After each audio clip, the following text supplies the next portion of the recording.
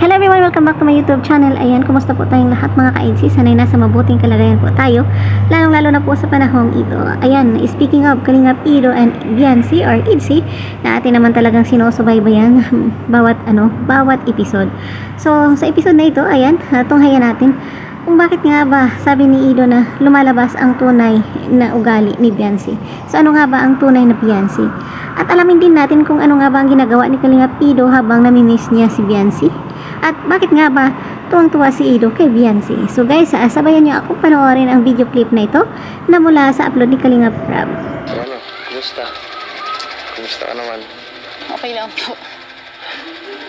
Kumusta ang magandang Kayo po? dalaga ng masalong-salong?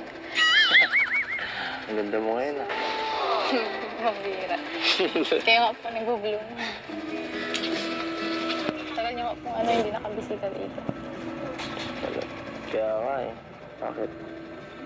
Namiss mo ba akong pagpunta ko dito? Hindi po. Medyo? Hindi po lang. Joke lang. Walang joke ha. Seryoso tayo dito. Seryoso lang. Namiss ko po kayo na nilaan.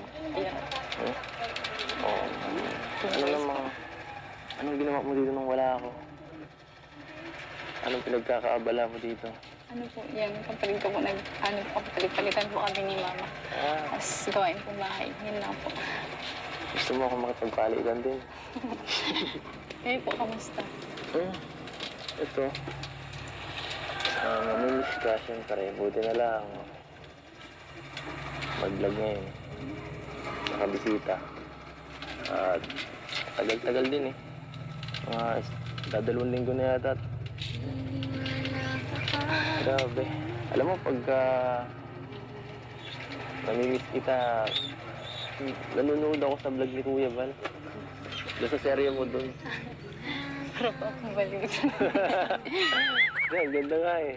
Sayaw-sayaw ka pa doon. Napasayaw po. Oo, nakakatuwa. Nakakatuwang panuorin. Iwan po ako nasayaw. Pero buti naman at kahit maraming gawa, no?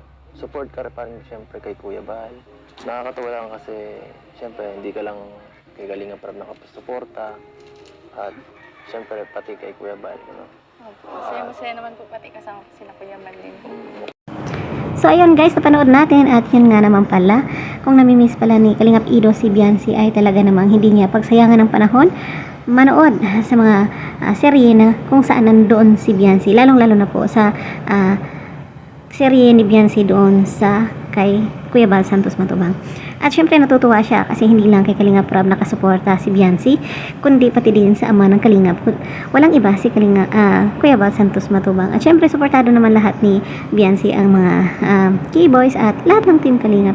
So nakakatuwa din. Alam naman natin na pag sumuporta tayo sa Team Kalingap is alam natin na ang suporta natin na hindi masasayang kasi marami silang matutulungan. So that's all for now. Thank you so much for watching. God bless us all. Bye bye. Mwah!